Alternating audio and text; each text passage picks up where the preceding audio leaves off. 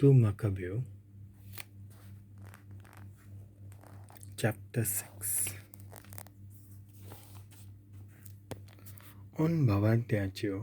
Onbhavartiancheo चाली रिती पाळूंक लावप. थोड्याच काला उपरांत राजान एथेन नगरांतल्या सोबेदाराक पाठयलो आनी जुदेव लोकांनी पुर्वजांच्यो चाली रिती सोडून दिवंक देवाच्या शास्त्रा प्रमाणें जियोवपाचें सोडून दिवचें. जेरुसलेमाचें मंदीर पर्यंत बोश्टावचें त्या मंदिराक ओलिंपियन जेवसाचें मंदीर म्हूण समर्पण केलें.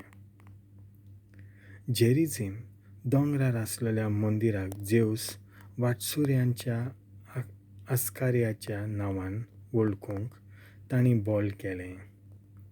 हो जावन आसलो एक निश्ठूर आनी सोंसूंक जायना तसलो जुलूम.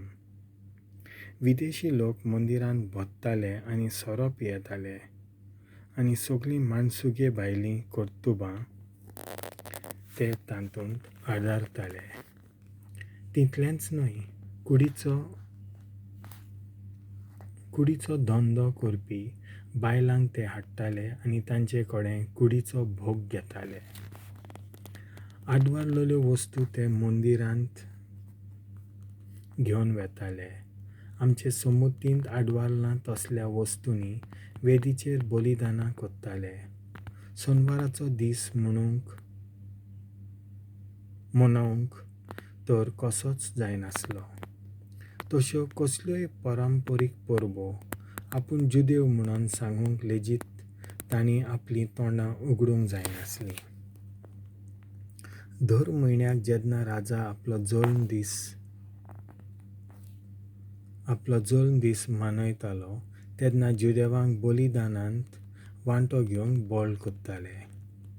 दियोनिसूस देवाच्या परबे समयार ताच्या मानाक 5 विचार रंगाच्या पानांचीं कपेलां माथ्याक घालूंक जाय आसलीं आनी मिरवणूक काडूंक जाय आसली. तोलेमीच्या सुचोवणे प्रमाणें झुजाऱ्याक ग्रीक शारां आसलीं त्या लोकांक जाहीर हुकूम काडलो. तांणी जुदेव लोकां विशीं ह्याच धोरणाक पाठिंबो दिवचो म्हूण बलिदान भेटोवंक बोल करचें आनी जे कोण ग्रीक चाली रिती स्विकारूंक नाकारतात तांकां सगळ्यांक जिवेशी मारचें. जुदेव लोक कसल्या अवघड कालाक फुडो करून आसतात तें पळोवंक भोव सोंपें आसलें. देखीक 2 बायलो आपल्या भुरग्यांची सुनत कोत्ताना सांपडल्यो. तांकां तांच्या सुपुल्या भुरग्यांक तांच्या हड्ड्यांचेर उमकाळून शाराक भोंवडी मारूंक लायली आनी उपरांत शाराच्या दुर्गांथावन तांकां जमनीर शेवटिली. आनीक एका समयार कोणें तरी फिलिपाक सांगलें की कांय जुदेव लोक सोनवारा दिसा एक धोलींत एकठावन तो विस्वासाचो दीस देखून देवाक प्रार्थना करून सादतात म्हणून.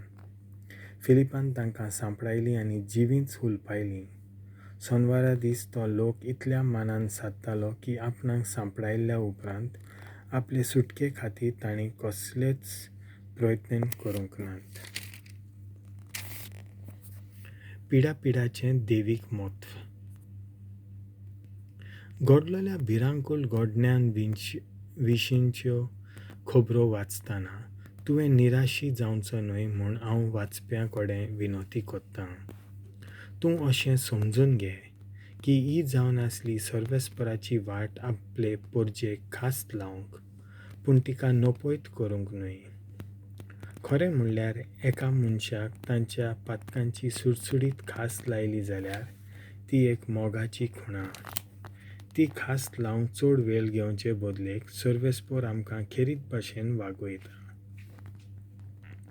दुसऱ्या राष्ट्रांक वागयता तसो न्हय. आमी खोल पातकांक पडसर तो सोंसणिकायेन रावता आनी मागीर तांकां खास लायता.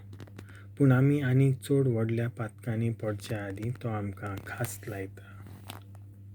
म्हणटच सर्वेस्पर देव आमचे थंय आपले खास परजे थंय सदांच काकूतसार आकांताची परिस्थिती आयलोली आसतनाय तो आमचेर खास धाडटा.